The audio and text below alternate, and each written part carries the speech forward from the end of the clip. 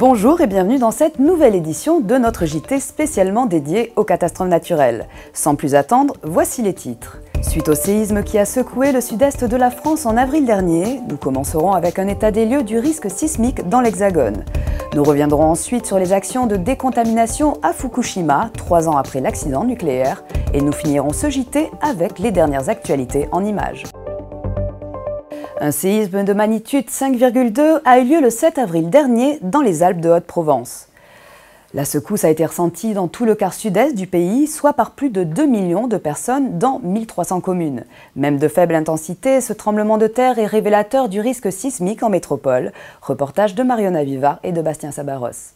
La secousse a eu lieu à 21h27 à une profondeur de 8 km dans la haute vallée de l'Ubaye. Ce tremblement de terre n'est pas exceptionnel dans le massif alpin. Tous les 15 ans en moyenne, un séisme de magnitude 4,8 sur l'échelle de Richter frappe le grand quart sud-est de la France. Ce séisme de Barcelonnette s'est produit dans la zone du sud-est des Alpes, qui est une des zones les plus actives, les plus sismiques en France. Depuis même, on peut dire, depuis le fossé rhénan jusqu'à la zone de la région de Nice, qui est assez sismique en France. Sur la même zone, il s'en était produit également dans les années 50, en 2012 aussi, qui avait été pas mal étudié, avec des niveaux de magnitude assez proches, donc supérieurs à 4. Le tremblement de terre du 7 avril n'a pas fait de blessés, mais a légèrement endommagé des bâtiments autour de l'épicentre, près de Barcelonnette. La ville a demandé la reconnaissance de l'état de catastrophe naturelle. Le séisme de Barcelonnette, finalement, n'a provoqué que peu de dégâts et aura un coût certainement très faible qui sera largement supportable par le secteur de l'assurance. C'est d'ailleurs le cas de la plupart des séismes récemment survenus en France. Pour autant, le territoire français a connu des séismes historiquement destructeurs. En effet, le 11 juin 1909, un tremblement de terre de magnitude 6,2 sur l'échelle de Richter tuait 46 personnes à Lambesc, près d'Aix-en-Provence. Si en France le principal risque sismique se situe en Outre-mer, la métropole n'est pas à l'abri d'un événement de grande ampleur. CCR et le Bureau de recherche géologique et minière ont travaillé conjointement pour estimer le coût du séisme de Lambesc s'il survenait de nos jours. Les pertes marchées pourraient être de l'ordre de 2 milliards d'euros sur le seul périmètre d'indemnisation du régime des catastrophes naturelles. Et bien évidemment, le coût économique global serait nettement plus important. Pour le secteur de l'assurance, l'exposition à l'aléa sismique doit être confrontée à l'exposition financière des enjeux. Ce qui est sûr, c'est que l'aléa est fort sur le sud-est de la France, l'est, et puis la zone pyrénéenne, et un petit peu moins aussi toute la zone qu'on appelle diffuse ici, sur le massif armoricain et les Pays de la Loire. Si on s'intéresse pour la métropole aux zones d'aléas sismiques modérés ou moyens, ça concerne environ 7000 communes qui abritent environ 11 millions d'habitants et nous estimons que les valeurs assurées des enjeux exposés sont de l'ordre de 2500 milliards d'euros. Si on s'intéresse maintenant aux Antilles, qui sont clairement le territoire le plus exposé au séisme, eh bien nous estimons que le cumul dans valeurs assurées est de l'ordre de 100 milliards d'euros, avec toutefois un taux de pénétration de l'assurance qui est nettement plus faible qu'en métropole. Même si un méga-séisme est peu probable en métropole, une magnitude de 6 voire 7 sur l'échelle de Richter est plus que plausible.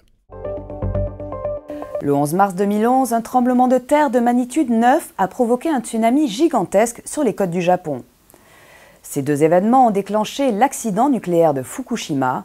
3 ans après, près de 278 000 personnes sont toujours déplacées et les actions de décontamination se poursuivent.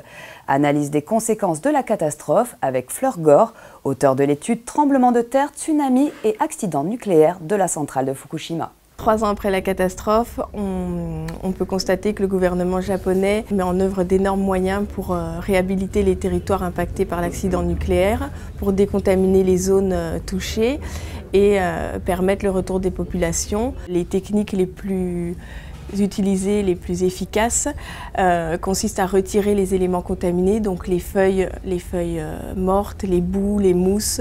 Donc on retire tous ces éléments des toits, des gouttières, des routes. Donc ces techniques permettent d'abaisser le niveau de contamination, mais génèrent une quantité de déchets considérable. Donc au-delà des travaux de décontamination, le plus gros défi reste la gestion et le stockage de ces déchets. Concernant le coût des actions de décontamination, le gouvernement japonais annonçait en septembre 2013 avoir déjà dépensé plus de 9 milliards d'euros, alors qu'un institut scientifique japonais budgète à l'avenir le montant total des dépenses allouées à la décontamination à plus de 40 milliards d'euros. Il faut savoir qu'à la suite de l'accident nucléaire, la société TEPCO est responsable de l'indemnisation des victimes. Mais cette société se trouve quand même en grande difficulté financière, donc l'État lui vient en aide financièrement et dans certains cas avance même les sommes, les indemnités aux victimes qui en font la demande. Donc, et règle en fait ces indemnisations au nom de la société TEPCO. Après, il faut savoir que l'État sera quand même en droit de demander par la suite à TEPCO le remboursement des sommes avancées. Il est difficile de donner une estimation du coût global de la catastrophe. La société TEPCO annonce un chiffre de 71 milliards d'euros, alors que des centres de recherche indépendants japonais estiment le coût global à plus de 280 milliards d'euros. Pour finir, je vous propose de revenir sur les dernières actualités CatNat. Avec le projet de loi pour rendre l'assurance habitation obligatoire en Allemagne, le dernier volet du rapport du GIEC, le dispositif britannique Flood Re et enfin l'engouement pour les drones civils. En Allemagne, l'assurance habitation n'est pas obligatoire, mais elle pourrait le devenir. Le gouvernement fédéral et les Länder régionaux réfléchissent à une assurance dommage obligatoire pour les propriétaires de façon à ne plus supporter les coûts importants des CatNat. À l'origine de cette réflexion, les inondations de 2013 qui ont coûté plus de 8 milliards d'euros aux finances publiques. Ces inondations ont révélé un taux très faible d'assurance, notamment dans les régions de l'Est. En Saxe, moins de 42% des propriétaires sont assurés.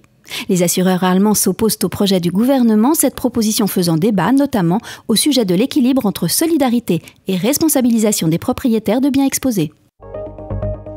Le dernier volet du 5e rapport du groupe intergouvernemental d'experts sur l'évolution du climat a été présenté en avril dernier. Les conclusions du GIEC sont plus alarmantes qu'en 2007. Dans les prochaines années, des événements extrêmes comme les sécheresses et les cyclones seront plus fréquents et plus intenses. Les conséquences sur le plan humain seront lourdes. Insécurité alimentaire, problèmes sanitaires, extinction des espèces et conflits pour avoir accès aux ressources de plus en plus rares.